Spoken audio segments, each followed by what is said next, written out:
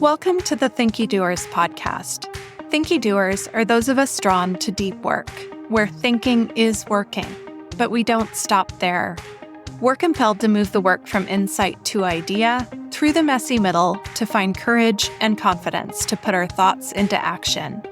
I'm Sarah Lobkovich, and I'm a Thinky Doer. I'm here to help others find more satisfaction, less frustration, less friction, and more flow in our work. My mission is to help changemakers like you transform our workplaces and world. So let's get started. All right, friends, we are back for part 2 of our conversation with Dr. Sherlonda Adkins.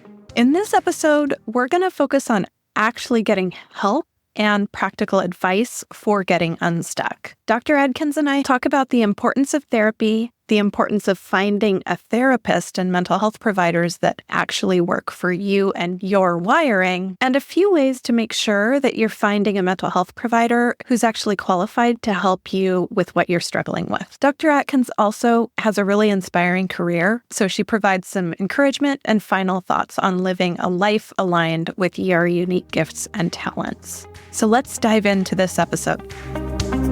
You used one of my favorite distinctions that I do also in my work is the difference between struggling and suffering.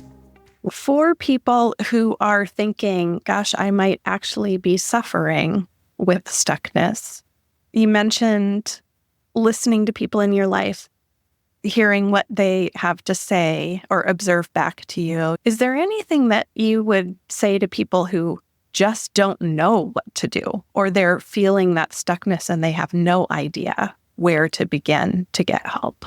It would go back to getting a therapist. I cannot stress the importance of that. And the difficult thing, I guess the most challenging thing about therapy is it's kind of like dating. The first therapist you get may not be the right fit. And it doesn't mean that there's something wrong. It could be a really good therapist, but it just may not be the person for you. But you can have a really good therapist, but maybe their methods that they use just don't resonate with you. I've had patients who have said, I've been seeing my therapist for about a year, but I just feel now she's taking me, or he is taking me as far as we can go, because now when we go in, we're just chatting about life. And so I don't really feel like I'm moving to the next level, and I still feel like there's room for improvement. So it doesn't mean that it's a bad therapist. It could be the one that you need for that time. And then when it's time to move on, it may be time to shift. I would say that's probably the most challenging part, but don't let that deter you. Please start, because when you are at the point of suffering, it's a very vulnerable space. It's a very delicate space. And when I said having a couple of people who can give you feedback, it's not even necessarily just the people in your family or your closest friends, because you got to remember that all of us are humans. And all of us have had our own personal experiences. And sometimes people are telling you things through their lens, but they could be speaking through a trauma lens, maybe things that they've gone through. So they're trying to give you advice, but their advice is based on maybe some maladaptive coping mechanisms or strategies they have come up with their head. So that's why you have to be very careful. And so I don't entrust that lightly to just, like anyone. So that's why I say, get with a therapist. And I'm not a therapist. It's funny because I've had so many people, especially when I launched my practice, they wanted to support me, and they were like, oh, I'm sending you these people. And so when I get on the phone and, do the first, so what are we looking for? And it was therapy that they were wanting. I'm like, I'm not a therapist. But I would say probably about 95% of my patients, I also recommend that they do therapy, even if I'm only treating them for, let's just say, ADHD. And that's it, no anxiety, no depression, no mood disorders, but just ADHD, because I personally believe that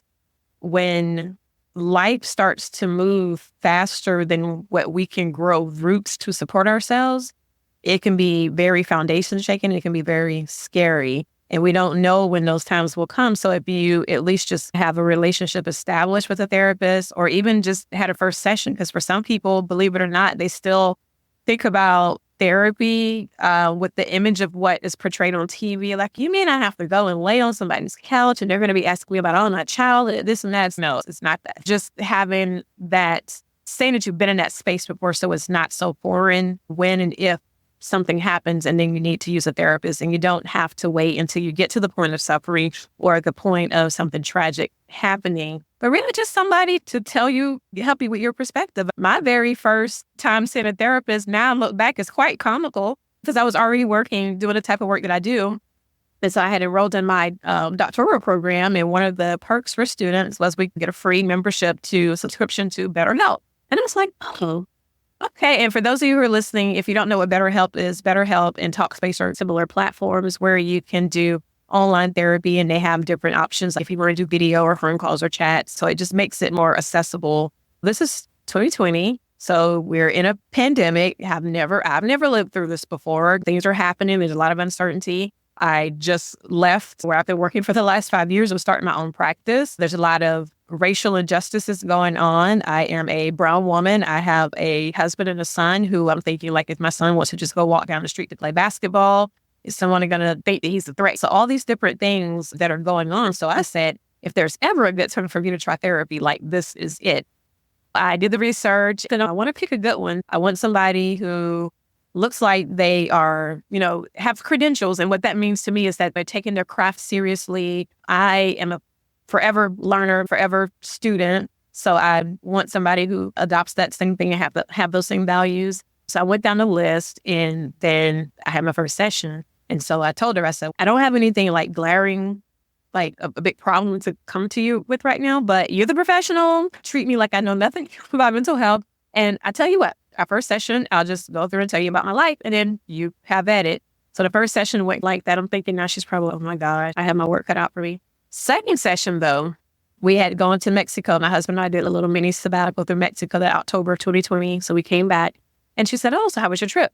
And I said, the trip was great. And I said, on the a couple of days before it was time for us to come back, I started feeling like a little overwhelmed because my niece called and she was having an issue. My daughter was trying to figure something out with school. And then I got this email. And so she just listened. And then I told her that I had an upcoming presentation at our state conference. And I said, I feel a little bit nervous about it. I said, but I shouldn't be, because it's not like someone else wrote this and I'm having to do it based on that. I wrote the material, so I shouldn't be nervous. So she let me finish, and she said, so I hear a couple of things. And then she started talking to me about boundaries. And she also talked to me about the importance of recognizing what I'm feeling. So she said, you just told me that you're feeling anxious, but that you shouldn't be. So you're not giving yourself permission to feel.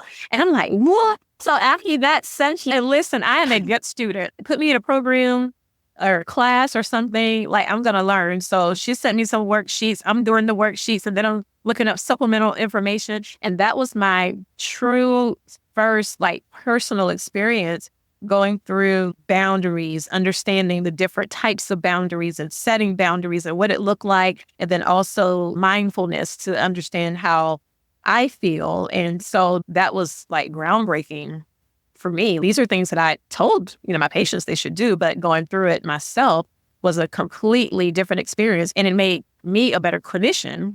And I haven't stopped that journey. I have a couple of therapists that I work with, and it allows me to show up better, not just for myself, but for my patients. And so to go back to your original question, if you find yourself suffering, what's the first step? That's why therapy will always be my answer, because when we're in that state, it's just so important to get connected to the right person. It doesn't have to be the forever person, but at least the right person who can at least start giving you some tools where you can start to dissect and realize you are not that situation. You are not those feelings, but it's just a filter in which you're viewing life at the moment. And when you can just create just a little bit of cracking, some space between that, then that's where the progress starts. There's so much wisdom in what you just shared, that if you are suffering, find a therapist. And I would say, find a therapist who's not harmful for you, and it doesn't have to be your forever therapist, but it doesn't make sense to be suffering and not get help. That's a health risk. I and some of my listeners have had therapeutic experiences that might have been harmful. And so once you recognize that it's not anyone's fault, it's just for whatever the circumstances are, sometimes you do have to remember that you are a little bit vulnerable, you are looking for help, and you need to find the help that doesn't hurt. Yes, I love that. Before you make the commitment, also asking if you can just do a short, maybe 15 minutes, 20 minutes, because believe it or not, your gut, we talk about like guts. So our brain is not the only place where we get intel, right? It's not the only organ that thinks for us. So sometimes even just interacting with people in person or even virtually, or sometimes even on the phone, you can get an idea if this is someone that you feel comfortable with, because it's all going to come before you can actually trust someone. You got to feel comfortable with. So I would encourage even doing a little pre-screening call, because therapists will understand, a good therapist will understand that this is a very intimate space in which you're going to be working together. And I think most of them probably would welcome an opportunity to meet each other. And then I would also say at the very beginning, maybe ask, how would you indicate to that therapist if you felt like you weren't getting the help that you needed, or if you weren't progressing as quickly or as deeply as you anticipated? And the reason why I said this might be good to ask up front is because I hear it on the back end when my patients are saying, I don't think that this is the one for me. I don't think they're helping me. And then I ask, have you communicated this? And they usually say no, because it's very awkward, because there's this power dynamic, right? And so it's like going up to a parent saying, I think your parenting sucks. It's just an uncomfortable space. So maybe asking that question up front before you feel like you're hurting the therapist's feelings. And then they can say to you, oh, if you ever feel that way, this would be a good way to say it. I might just say, be blunt. You're not hurting my feelings at all. Just tell me. Others may say, give you some other options. You can always write a letter, or you can always text, or you can always say, I feel like I've reached this milestone. What do you see as next? I think that would also break the ground a little bit, because that once you get into something, if it's not working, you have an opportunity to get out of it without it being harmful. And when I say harmful, sometimes patients will just be like, well, I just stopped going. I just stopped going to therapy, or I just go and I just sit there because I know or he's going to just talk about this. And so I just don't really talk about, because I'll have patients tell me stuff and I'm like, are you guys talking about this in therapy? No, I don't really talk about I don't talk to my therapist about that. And I'm thinking, in my mind, I'm thinking, what? This is the stuff that you need to be working through. But I also realize too, again, it's not just skill set, it's gifting. There's a combination of things. There's personality fits. Sometimes I get more of the stuff that should be talked about in therapy. It's insightful. The suggestion to work out at the beginning of an engagement, what are we going to do if this isn't working for me? Or what should I do if this isn't working for me? It makes me think of one of the lessons I'm learning with my current therapist. She keeps reminding me that therapy is one of the places where we learn how to relationship. And that idea of communicating about what might happen and planning for it ahead of time applies to all of our relationships. Is there anything that we haven't talked about that you'd really like to make sure we cover or share? One thing that just came to mind, I made a little note here for anyone who may be listening and saying, oh my gosh, I feel like I'm so behind the curve on seeking professional help, whether it's therapy or if it's the other side of mental health. We have a therapist, and then we also have the medical providers, which would be like the psychiatric provider. So a psychiatrist or a psychiatric PA or a psychiatric nurse practitioner. And so for someone who's listening, it's like, oh my gosh, I think I have been suffering. Wow, look how much time has passed. I just want to give you this statistic, and hopefully it'll make you feel better. The average length of time that it takes for someone to actually seek professional help is about 10 years. And I remember when I first heard that statistic, I was like, really? Like, how could that be? But in clinic and talking to people, I can definitely see how that could be. Just because you're suffering at a moment doesn't mean that suffering is for a long period of time. Sometimes it's alleviated, we get through it and we're like, okay, and then things are okay. So maybe at that crunch time, you're thinking like, I need help, but then it's not as bad, and then you move on with your life. Or sometimes we just get really good. Like we can get extremely efficient at suppressing things. And so we're still able to show up in life. Like we're not curled up in a dark corner, crying, not going to work. We're going to work. We're showing up. We're raising kids. We're doing all of these things. Life might feel a little bit hard, but hey, everybody has a hard life, right? No, everybody doesn't have a hard life.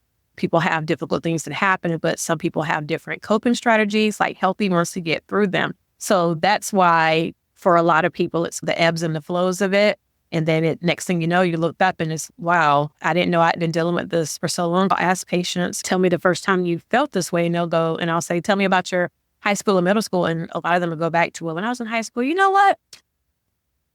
That time when my parents, something happened, and they'll say, I didn't recognize it. They didn't recognize it. Because when did we start really talking about mental health? We didn't really talk about that back when we were teenagers. The guidance counselor would come and talk to us and they'd be telling us, like, say no to drugs and don't get pregnant, but nobody really stopped to talk to us about anxiety and depression. Yeah. So I just wanted to say that as encouragement for someone who may be listening to this and feeling like they're behind the curve. It's never too late to start. I've worked with patients like in their 70s, and my biggest heartbreak, I think, is for people to leave this earth without experiencing like joy and like being stuck and not seeing what it could have looked like.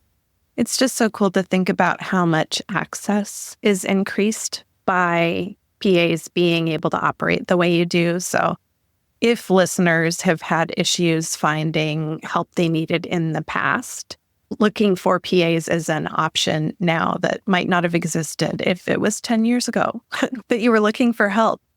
Is there anything else that you'd like to share with folks? Look at how you feel. Do you really feel like you are living the life that you envisioned? I wake up every day and I'm excited and I have joy, but it hasn't always been that. It took a lot of work to get there, but I really feel like we all have unique gifts and talents. And the quicker we can realize that we have everything that we need and just align, like have our external environment set up to align with that, it's a recipe for living a healthy life. And if anybody has any desire, like to dig deeper into that, like I said, I'm not a therapist and I wouldn't be able to treat you medically because as a PA or a medical provider, we treat patients who are located in states in which we are licensed. And I'm only licensed in South Carolina and the U.S. Virgin Islands. But the unique work that I do as an Unstuck strategist is it's combining all of my experiences and skill set and gifts. And I'm able to work with people, helping them to design a life plan for them. First of all, we identify their sticky thinking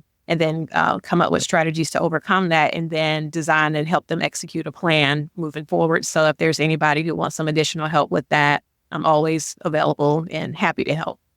And where can people find you if they would like more information? You can find me at drsherlondaadkins.com, and I'm also on LinkedIn as Dr. Sherlonda Adkins. A huge thank you to Dr. Adkins for fitting this recording in with travel and schedule challenges. And it was just an absolute delight to have you here, Dr. Adkins. Thank you. And listeners, thank you for joining us for part 2 of this conversation. If you missed part 1, go back and give it a listen. I hope you found Dr. Adkins' insights on recognizing stuckness, seeking help, and some practical advice for getting unstuck valuable and helpful. I just want to reiterate, finding the right therapist and recognizing your support system is crucial for your mental well-being. And as Dr. Adkins shared, it's never too late to start. If you enjoyed this episode, please subscribe and leave us a review on your favorite podcast platform. It really does help this podcast be seen and heard by more people. For more resources and how to connect with Dr. Adkins, the full details in the show notes. Thank you for tuning in today, and I look forward to hearing the questions this prompts for you.